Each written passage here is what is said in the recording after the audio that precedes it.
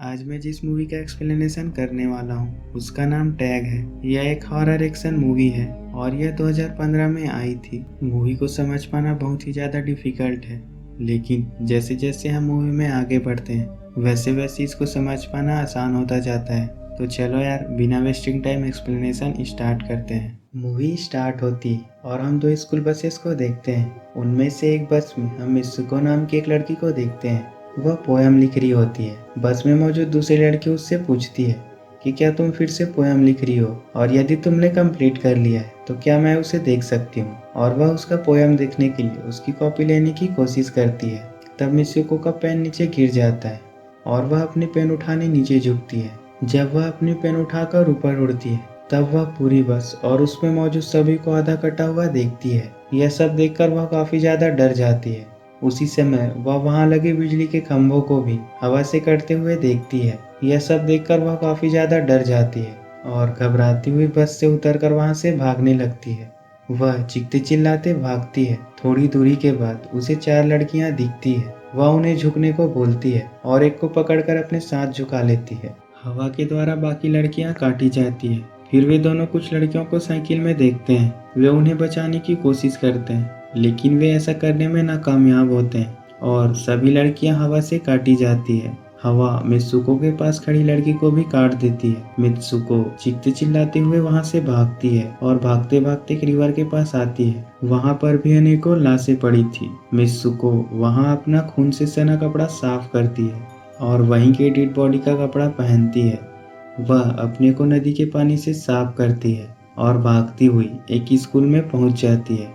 School में बाकी लड़कियां उसको उसका नाम लेकर हाय करती है। तभी एक लड़की जिसका नाम एकी है वहां आती है, जो उसकी बेस्ट फ्रेंड है। मित्सुको अब भी सदमे में थी। वह उससे पूछती है, क्या तुम एकी हो और क्या हम एक ही स्कूल से हैं। इस पर एकी कुछ नहीं बोलती, पर हमें पता है ये दोनों अलग अलग स्कूल से हैं, क्योंकि पहले जिस यूनिफॉर्म को मित्सुको ने पहना था वे यहाँ की यूनिफॉर्म से काफी अलग है। उसी समय वहाँ पर एक हवा का झोंका आता है। मित्सुको डरकर चीखती हुई वहाँ से भागती है और स्कूल के अंदर आती है। एकी को कुछ समझ नहीं आता कि मित्सुको इस तरह से क्यों बिहेव कर रही है। मित्सुको उसे बताती है कि आज सुबह सपने में उसने बहुत सी लड़कियों को मरते हुए देखा है। हवा उनको काट दे रहा था। उसने बस में सबको मार डाला। मैंने अपना ब्लड नदी में साफ किया और एक मरी लड़की का यूनिफॉर्म लेकर वहां से यहाँ आई। तब एकी उसको समझाती है कि हवा रोज की तरह ही है और वह किसी को नहीं मार सकती। मित्सुको को अच्छा फील कराने के लिए एकी अपनी फ्रेंड ताइको और सुर के साथ क्लास बंक करती है। तभी सामने उनकी टीचर आती है, जो उन्हें रोकने की कोशिश करती है, लेकिन वे उसे चकमा देकर भाग जाते हैं। अब वे भागकर लेक के पास आ जाती हैं। वहाँ एकी ताइको और सुर को भी उसके सपने के बारे में बताती है। तब सुर कहती है कि मित्सुको का सपना सच भी हो सकता है किसी दूसरी रियलिटी में, जैसे अनंत यूनिवर्स होती है और उस यूनिवर्स में अनंत रियलिटी। सुर इस बात का एग्जाम्पल लेक में पत्थर फेंक कर देती है और कहती है कि मैंने यहाँ इस पत्थर को फेंका है, लेकिन शायद मैंने दूसरी यूनिवर्स में पत्थर ना फेंकी हो। तभी अचानक एक मगरमच्छ ताइको पर अटैक कर देता है, पर यह सब नकली था। असल में सूर्य एग्जाम्पल दे रही होती कि किसी दूसरी यूनिवर्स में ताइको के साथ ऐसा हुआ होगा, लेकिन यहाँ वह हमारे साथ सही सलामत है। इनको यहाँ पर एक बिस्तर लगा हुआ मिलता है जिसके तकिए से वे खेलने लगते हैं। थोड़ी देर बाद एक ही बोलती है कि फर्स्ट पीरियड अब समाप्त होने वाला है और वे सभी भागकर क्लास में आते हैं। तभी टीचर वहां आती है और पढ़ाना स्टार्ट करती है। जब मित्सुको नीचे देखती है तब उसे वहां एक तकिया नजर आता है। जैसे ही वह तकिया उठाती है उनकी टीचर सभी स्टूडेंट को गन से शूट कर मार देती है और वह एकी को भी मार देती है। वह टीचर मित्सुको से कहती है कि तुम्हारी हिम्मत कैसे हुई क्लास बंक करने की, मैंने तुम्हें वार्न किया था। तभी सूर और ताइको वहां आकर मित्सुको को लेकर भागती है और क्लास में आकर छुप जाती है। तभी इनकी दूसरी टीचर वहां आकर ताइको को मार डालती है। सूर मित्सुको को लेकर भागती है। टीचर पीछे से सूर को भी मार देती है। मरते मरते सूर मित्सुको को कहती है कि लाइफ एक डेस्टिनी है और तुम्हें इसे हराना होगा। इसके बाद मित्सुको और बाकी बच्चे अपनी जान बचाकर वहां से भागते हैं और स्कूल टीचर्स उन्हें अलग अलग गन लेकर मारने लगती हैं। मुश्किल से कुछ लड़कियां बचती हैं, जिन्हें आखिर में हवा काटकर मार देती है। मित्सुको वहां से भागती है और भागते भागते एक दूसरे इलाके में आती है जहाँ पे और बहुत से लोग थे। वहाँ उसे एक पुलिस ऑफिसर मिलती है। मित्सुको उसे अपनी स्कूल की घटना बताने की कोशिश करती है। इस पर पुलिस लेडी उसे अपना नाम तोमेको बताती है और उसे कहती है कि तुम इस यूनिफॉर्म में क्या कर रही हो, तुम्हें तो रिसेप्शन में होना था। तोमेको मित्सुको को मिरर दिखाती है। मित्सुको का फेस अब पूरी तरह से बदल जाता है। तोमेको उसे काइको नाम से पुकारती है और अब तोमेको उसे अपनी कार में बिठाकर वहां से ले जाने लगती है और आसपास की लड़कियां काइको को उसकी शादी की बधाई देती है। तोमेको उसे चर्च लाती है जहां एकी होती है। यह सब देखकर काइको को तसल्ली होती है और वह एकी से पूछती है कि यह सब क्या हो रहा है। इस पर एकी उसे बताती है कि तुम काइको और मित्सुको दोनों हो और ये तुम्हारी शादी है, घबराओ मत, मैं जैसा कहूँ वैसा ही करना। इसके बाद एकी काइको को वेडिंग ड्रेस पहनाती है और बाकी लड़कियों को जो काइको से मिलने आई थी उन्हें मार देती है। इसके बाद वह मित्सुको यानी काइको को वहां से जाने को बोलती है।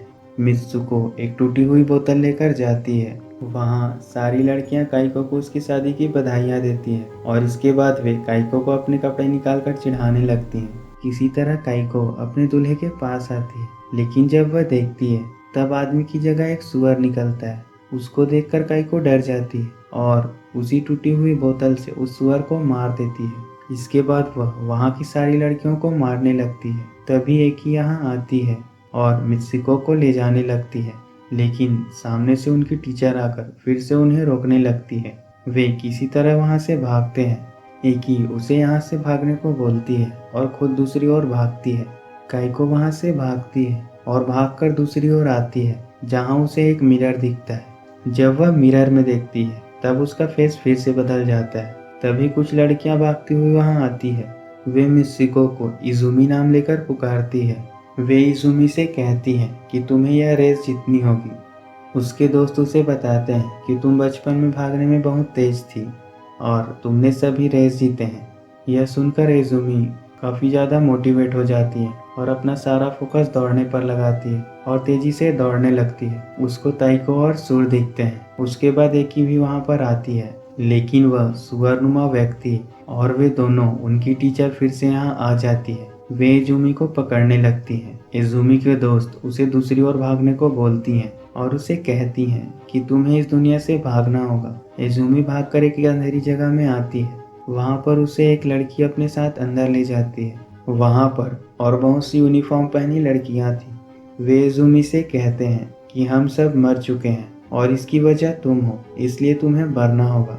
तब फिर से एक आकर उसे बचाती है और उसे कहती है कि इजुमी तुम्हें अपना असली नाम लेकर पुकारना होगा। इसके बाद इजुमी कई बार अपना नाम मित्सुको कहकर पुकारती है और वह देखती है कि वह फिर से मित्सुको बन गई है। इसके बाद एक ही अपने हाथ में लगे वायर को खींचने को कहती है ताकि वह मर सके, जिसके बाद मित्सुको इस दुनिया से बाहर निकल सके। मित्सुको के लिए यह सब मुश्किल था कि वह अपनी बेस्ट फ्रेंड को मारे, लेकिन आखिर में वह वायर को खींचती है। इसके बाद एकी के दो टुकड़े हो जाते हैं और एक दरवाजा खुलता है। जब मित्सुको वहां से जाती है तब वह अपने आप को मेंस वर्ल्ड यानी आदमियों की दुनिया में पाती है। यहाँ पर वह अपनी फोटो और अपने दोनों रूपों का पोस्टर दीवार पर देखती है। इसके बाद एक आदमी उसको बताता है कि तुम फ्यूचर में हो। यह सब सुनकर मित्सुको बेहोश हो जाती है। जब उसकी आंख खुलती है तब वह बहुत सी लड़कियों को दीवार पर खड़े हुए देखती है। अंदर जाने पर मित्सुको को एक बूढ़ा आदमी दिखता है जो गेम खेल रहा था, यानी मित्सुको और उसके दोनों रूपों को यही आदमी कंट्रोल कर रहा था। फिर वह बूढ़ा आदमी उसे बताता है कि तुम और तुम्हारे दोस्त इसी गेम के कैरेक्टर हो जिसे मैंने बनाया है। तुम लोग बहुत पहले मर चुके हो।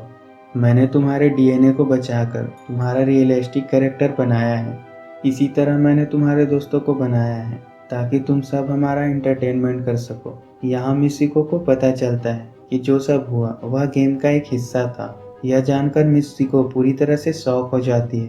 तभी एक जवान लड़का वहां आता है। वह उसे अपने साथ सोने को कहता है। तब वह बूढ़ा व्यक्ति उसे कहता है कि जाओ अपने आप को किस्मत के हवाले कर दो और मेरी आखिरी ख्वाहिश पूरी करो। इसके बाद वह उस आदमी के पास लेट जाती है।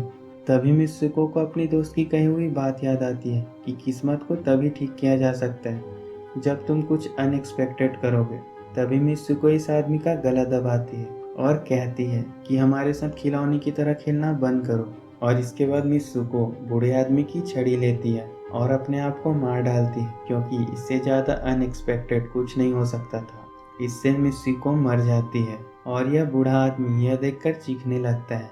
इसके बाद हम देखते हैं कि बस में जब मित्सुको के हाथ से पेन गिरता है तो इस बार वह उसे उठाकर अपने आप को मार लेती है। काइको भी अपने आप को मार लेती है और इज़ुमी भी अपने आप को मार लेती है।